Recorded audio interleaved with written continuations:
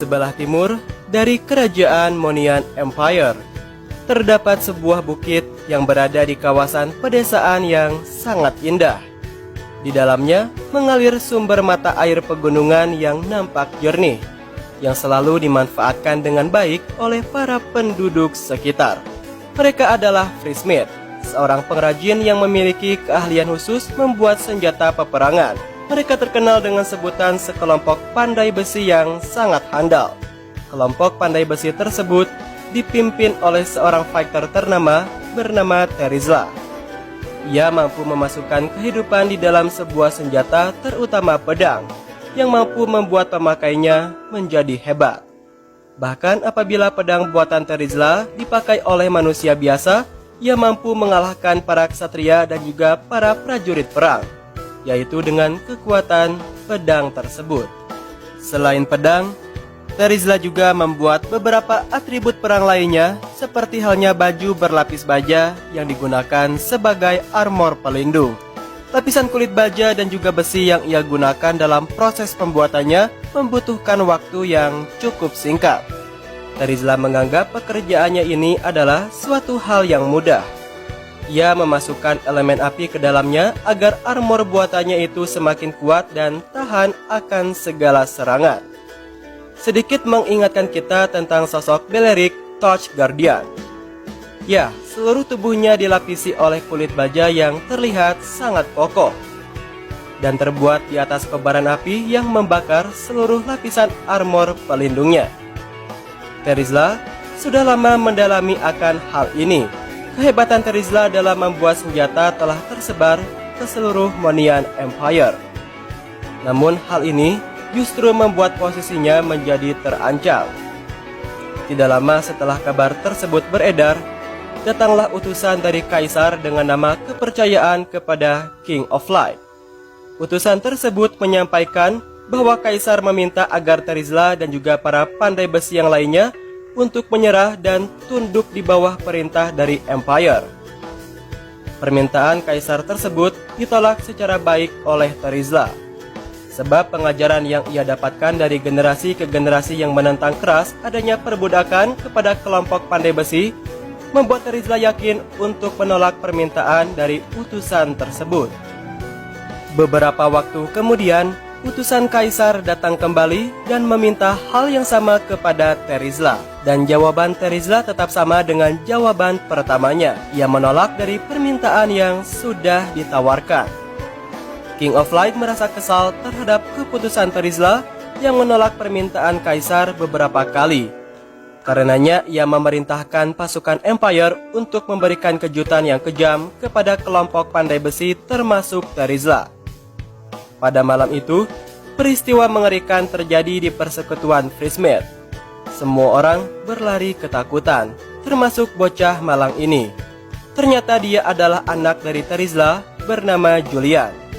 Beruntungnya ia diselamatkan oleh genggaman sang ibu yang memegangnya secara kuat-kuat untuk membebaskan putra tercintanya dari kobaran api yang berada di sekelilingnya.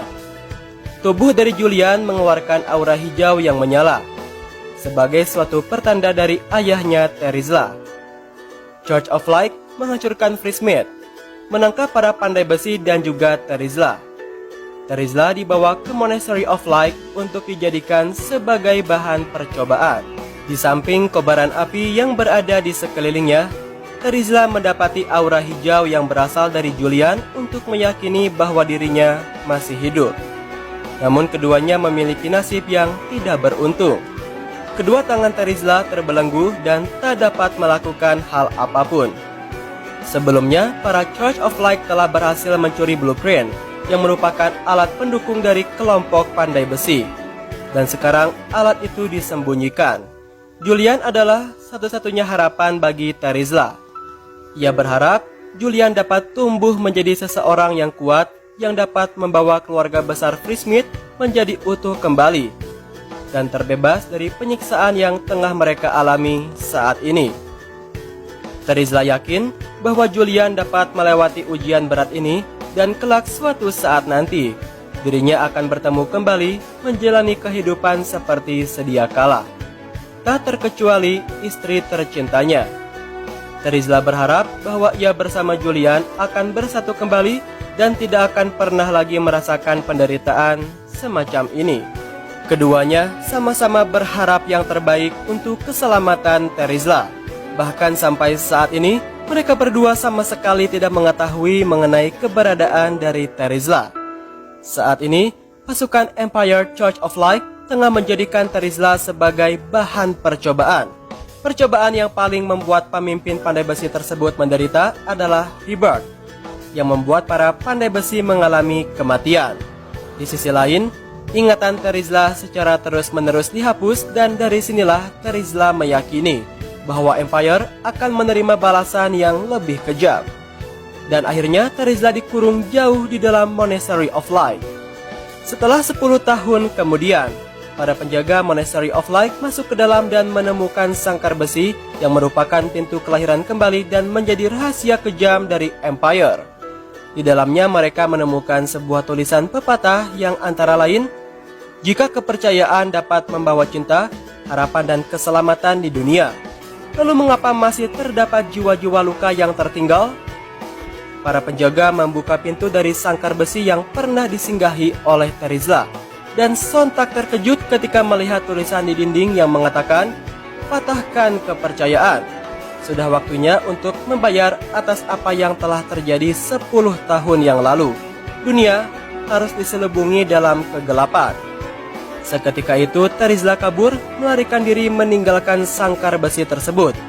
Dan kalimat yang tertulis di sana dengan cepat menyebar ke seluruh Monian Empire. Terizla berhasil melarikan diri.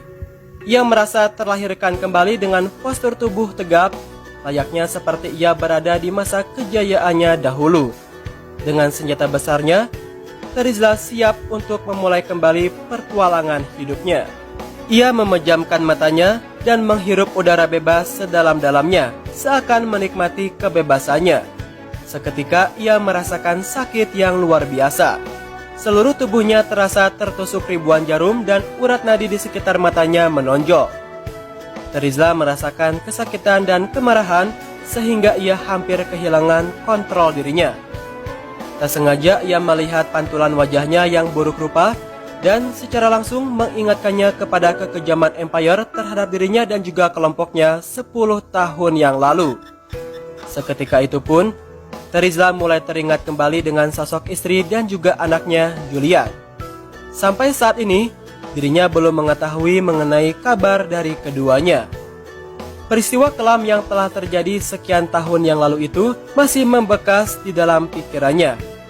Julian yang merupakan putra tercintanya sudah tumbuh menjadi seorang remaja yang sangat disegani.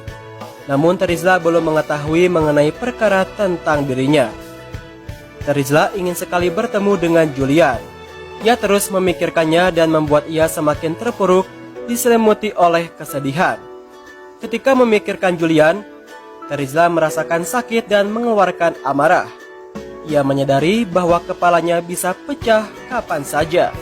Namun sebelum itu terjadi, ia dikelilingi oleh perasaan hangat dari wanita cantik yang berdiri di depannya. Wanita yang dikenal dengan Abyssal Witch mengatakan bahwa jangan melawannya. Biarkan kebencian menyebar dan meledak di negeri ini. Jika kamu membutuhkan bantuan, ingatlah aku. Seketika itu, Terizla tidak lagi merasakan kesakitan dan perlahan membuatnya tenang. Terizla tersenyum sambil menatap Monian Empire dari kejauhan, sebab ia tahu bahwa bahaya sebenarnya bagi Empire telah tiba. Dengan menggenggam senjata besarnya itu di samping kobaran api yang berada di sekelilingnya, Terizla lantas berjanji bahwa dirinya akan menemukan Julian dan juga istri tercintanya.